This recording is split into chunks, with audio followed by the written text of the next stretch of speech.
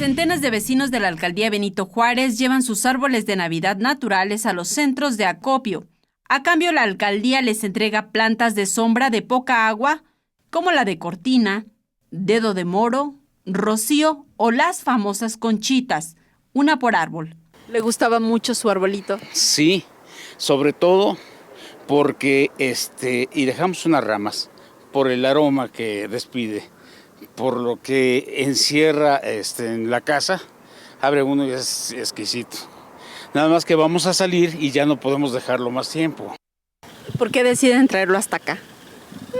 Porque primero nos dio momentos de felicidad. Estos árboles luego son triturados y pasan por un proceso de composta. Después son esparcidos en las áreas verdes de la alcaldía. Los vecinos, una vez que ya pasaron las fiestas decembrinas y que ocuparon su árbol de Navidad, ya terminó la vida útil de y que nos lo traigan acá a los centros de acopio para que esos árboles sigan dando vida.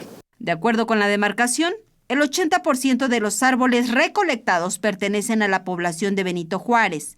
El otro 20% corresponde a las alcaldías Coyoacán y Cuauhtémoc.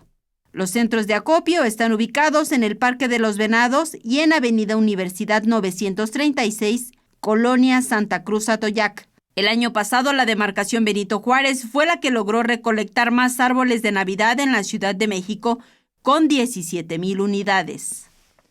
En las imágenes, Manuel Hernández, Saray Mariscal, 21 Noticias.